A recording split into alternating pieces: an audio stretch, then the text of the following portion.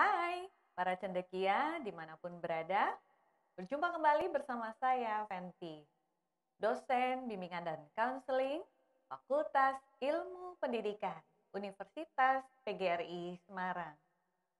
Di video kali ini, saya akan membahas tentang unsur-unsur dinamika kelompok.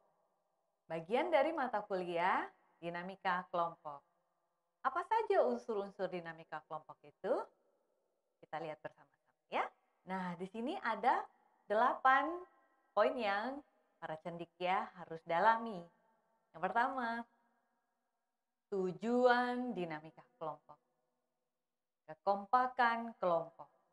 Ada struktur kelompok. Fungsi tugas kelompok. Pengembangan dan pemeliharaan kelompok. Suasana kelompok. Efektivitas kelompok. Dan yang terakhir, tekanan kelompok. Satu persatu akan saya jelaskan. Yang pertama dari tujuan kelompok. Apa itu tujuan kelompok?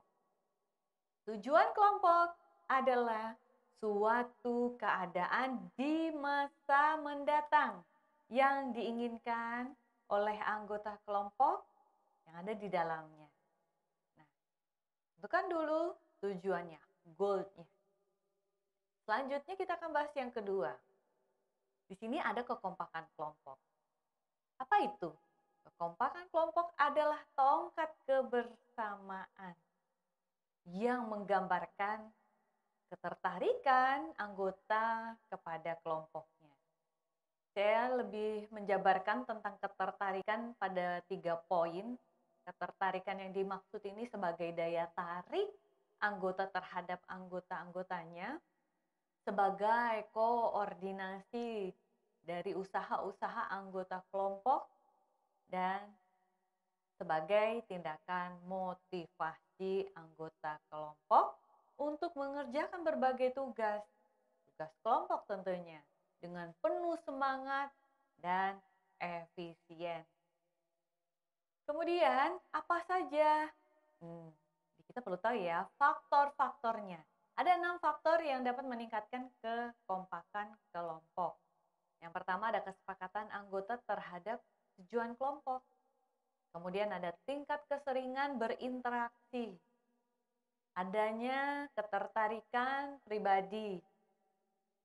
Berikutnya, ya, di sini adanya persaingan antar kelompok. Arti kata persaingan bukan dalam konotasi negatif, tetapi bagaimana saling bersama-sama memajukan kelompok sampai pada proses pencapaian tujuan. Kemudian adanya evaluasi yang menyenangkan. Dan yang terakhir, adanya perlakuan antar anggota dalam kelompok sebagai manusia, bukan sebagai mesin. Nah, selamat mencoba ya para cendekia sekalian dengan tips dari 6 kekompakan tadi. Yang ketiga ada struktur kelompok. Poinnya ada posisi, status, dan peranan. Jadi strukturnya itu ada posisinya sebagai siapa, statusnya bagaimana, peranannya. Ada job description-nya juga. Nah, berikutnya fungsi tugas kelompok. Ini dari poin yang keempat. Fungsi tugas kelompok itu ada sebagai koordinasi. Artinya berfungsi sebagai koordinasi untuk menjembatani kesenjangan antar anggota. Fungsi berikutnya yaitu informasi. Berfungsi memberikan informasi kepada masing-masing anggota. Kemudian fungsi tugas kelompok berikutnya ada prakarsa. Berfungsi menumbuhkan dan mengembangkan prakarsa anggota. Selanjutnya ada penyebaran. Ini berfungsi menyebarkan hal-hal yang dilakukan kelompok kepada masyarakat atau lingkungannya. Kemudian ada kepuasan. Berfungsi untuk memberikan kepuasan kepada anggotanya. Dan yang terakhir, kejelasan. Berfungsi menciptakan kejelasan kepada anggota. Seperti apa tujuan dan kebutuhan-kebutuhan anggotanya.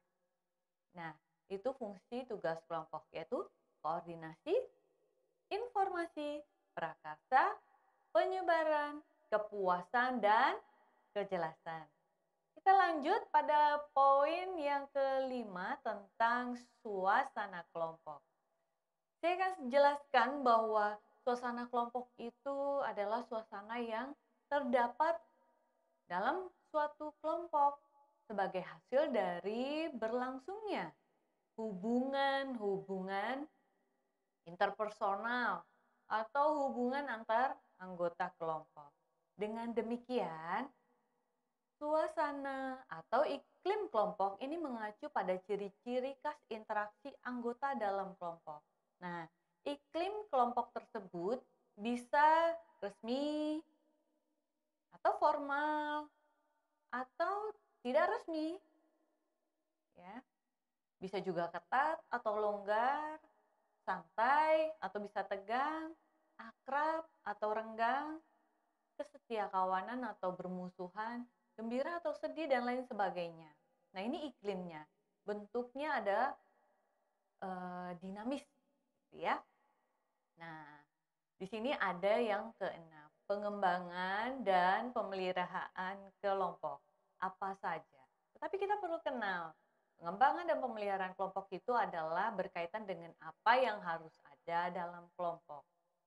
Segala apa yang harus ada dalam kelompok itu diantaranya pembagian tugas yang jelas, kegiatan yang terus-menerus dan teratur, kesediaan fasilitas yang mendukung dan memadai, peningkatan partisipasi anggota kelompok, adanya jalinan komunikasi antar anggota kelompok, kemudian adanya pengawasan dan pengendalian kegiatan kelompok, timbulnya norma-norma kelompok, adanya proses sosialisasi kelompok, dan di sini yang merupakan poin penting, kegiatan untuk menambah anggota baru dan mempertahankan anggota yang lama. Poin ketujuh ada efektivitas kelompok. Apa itu? Di sini keberhasilan dalam melaksanakan tugas-tugas kelompok dalam mencapai tujuan. Maka perlu ada satu alat ukur, mengukur bagaimana efektivitas kelompok dengan adanya evaluasi. Dan yang terakhir ada tekanan. Tekanan pada kelompok dimaksudkan adalah adanya tekanan-tekanan dalam kelompok yang dapat menimbulkan ketegangan. Ini biasa terjadi. Dengan adanya ketegangan akan timbul dorongan untuk mempertahankan tujuan kelompok. Oke, para cendekia dimanapun berada, ini bagian dari unsur-unsur dinamika kelompok. Dan selamat untuk mempelajarinya lebih dalam. Kita akan lanjut kembali di forum diskusi LMS pada UKRIS. Tentunya untuk mendukung kanal YouTube ini, silahkan semua bisa like, komen, subscribe, share, dan juga hidupkan tanda lonceng atau notifikasinya. Para cendekia dimanapun berada, unsur-unsur dinamika kelompok ini masih perlu kita dalami lagi. Bagi yang masih belum, perlu diskusikan lagi, silahkan. Kita membuka forum diskusi bersama di LMS pada UKRIS. Sekian video kali ini, saya ucapkan terima kasih dan sampai bertemu kembali di video-video selanjutnya. Dah.